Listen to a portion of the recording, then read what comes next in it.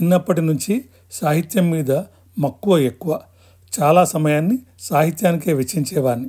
సాహిత్యం ఎక్కువగా చదువుతుండడం వల్ల అది నా రెగ్యులర్ చదువుకి ఆటంకంగా మారుతుందని మా బావ, మా అమ్మ అనుకునేవాళ్ళు. మా బావ ఆ మాట నాతో అనేవాడు. మా బాపు, మా రఘుపతి అన్న అట్లా అనుకున్నట్లు నాకు అనిపించలేదు. వాళ్ళు ఎప్పుడూ అభ్యంతరం చెప్పలేదు. సాహిత్యం వల్ల నా చదువుకి ఎలాంటి ఇబ్బంది ఎదురు కాలేదు. కథలు, కవిత్వం చదవడం వల్ల నాకు రచనా వ్యాసంగం మీద అభిరుచి ఏర్పడి రచయితగా మారిపోయాను. కవినయ్యాను, కథా రచయితనయ్యాను. ఎన్నో లీగల్ వ్యాసాలు రాసిన వ్యక్తిగా మారిపోయాను. ఎన్నో పుస్తకాలని ప్రచురించాను.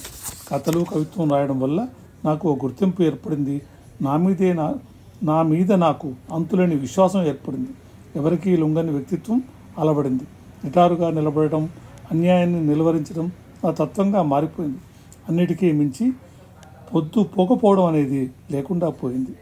ఆ మధ్య పబ్లిక్ సర్వీస్ కమిషన్ సభ్యునిగా పనిచేస్తున్నప్పుడు మా అనురాగ్తో ఉండడానికి మేరీల్యాండ్కి వచ్చాను. శని ఆదివారాలు మాతో ఉండేవాడు. మిగతా రోజులు వాడి హడావిడి వాడిదే. నాకు ఎలాంటి విసుగు రాలేదు. సాహిత్యం నా పెట్టుబడిగా మారిపోయింది. ఉదయం నన్ను బార్న్స్ అండ్ నోబుల్ బుక్ స్టోర్లో వదిలిపెట్టేవాడు. ఆఫీస్ నుంచి ఇంటికి తిరిగి వెళ్ళేటప్పుడు నన్ను ఇంటికి తీసుకుని పోయేవాడు. ఆ పుస్తకాల మధ్య నేను పుస్తకంగా మారిపోయేవాడిని.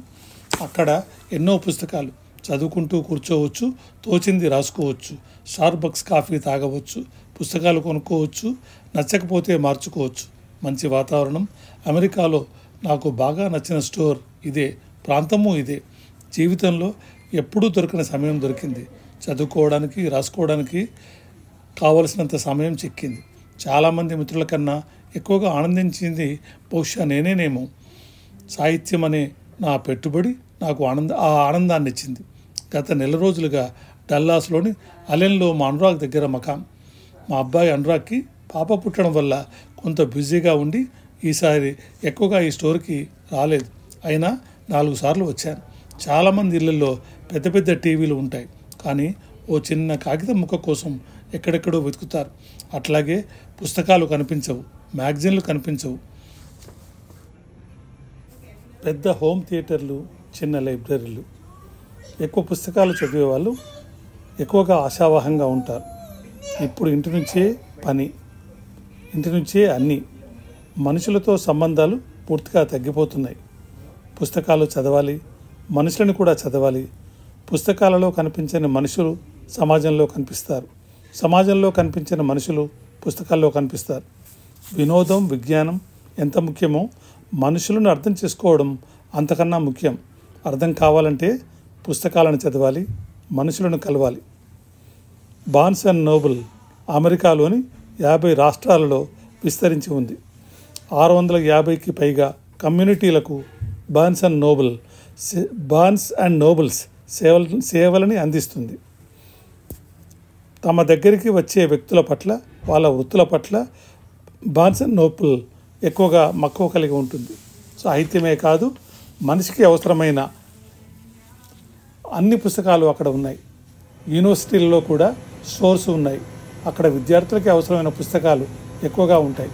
వాళ్ళ అవసరాలకి సంబంధించిన పుస్తకాలు ఎక్కువగా ఉండి వారి ప్రతిభపై ప్రభావం చూపుతాయి. వీళ్ళు 1 మిలియన్ పుస్తక శీర్షికలను ఏటా అమ్ముతున్నారు. 4.5 మిలియన్లు ఈబుక్స్ అమ్మకానికి, మిలియన్ల ఈబుక్స్ అమ్మకానికి అందుబాటులో ఉన్నాయి. 190 మిలియన్ల పుస్తకాలను రీటైల్ స్టోర్ మరియు ఆన్లైన్ కార్యకలాపాల మధ్య ప్రతి ఏటా విక్రయిస్తున్నారు. ఫిజికల్గా పుస్తకాలు చదువుతున్నారని అనడానికి నిదర్శనం ఈ బుక్ స్టోర్. ఈ బుక్సే కాదు, ఫిజికల్గా కూడా చదువుతున్నారనడానికి చిహ్నం ఈ బుక్ స్టోర్. 1886 సంవత్సరంలో ఆర్థర్ హిండ్స్ అండ్ కంపెనీ పుస్తకాల స్టోర్గా ఈ సంస్థ న్యూయార్క్ నగరంలోని కూపర్ యూనియన్ భవనంలో స్థాపించబడింది. ఆ తర్వాత ఇది బార్న్స్ అండ్ నోబుల్గా కాలక్రమంలో మార్పు చెందింది. అమెరికాకి వచ్చిన సాహితీ మిత్రులు తప్పక దర్శించాల్సిన పుస్తకాల స్టోర్ బార్న్స్ అండ్ నోబుల్. ఉంటాను, మీ మంగారి రాజేందర్ జింబో.